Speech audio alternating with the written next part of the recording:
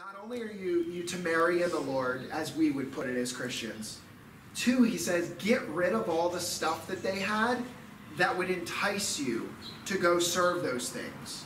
He says, utterly destroy, break down their sacred pillars, cut down their wooden images, and burn the carved images with fire.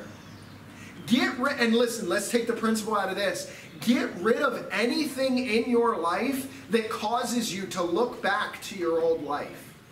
If God has saved you and He's brought you out of something, get rid of the things that cause your heart to long for the old way. Get rid of stop messing around on Facebook with people from your past that cause your heart to think about things that you shouldn't be thinking about. Get rid of things in your house that cause you to look at them and think about something that is not of God. I don't know what that is for you.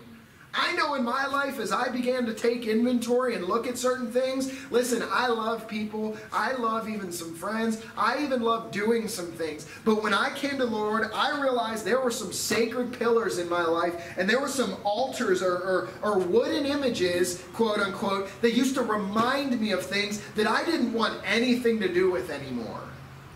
And in my life, I needed to stick them in a fire, some literally and some figuratively. You think, literally? Yeah, sometimes it was literally. I took movies and books and CD, whatever, and I just threw them in the trash can. I didn't want anything to do with them anymore. They were not me anymore. They were not anything I wanted to do with. They weren't the desire of my heart. But if I was honest with myself, alone, and nobody around that would, influence me one way or the other, boy, some little part in my heart sometime would look back and go, oh, what it was like back in those days. And I just had to get rid of this stuff. You go, Adam, that's really legalistic. Maybe. But if it's going to allow me to worship the true and living God with reckless abandon and not put me in a place that I don't want to be thinking about things I don't need to think about, or acting in ways I don't want to be acting, or saying things I don't want to be saying, then, for lack of a better term, to hell with them. Literally. I want them out of my life. I don't even want to be reminded of that stuff. And as I've grown in the Lord, are there certain places and certain things I can do in the freedom of Christ that even when I was a new Christian that I couldn't handle and needed to disassociate with, but now that as I've grown, I'm a little stronger and can handle? Yeah, there are.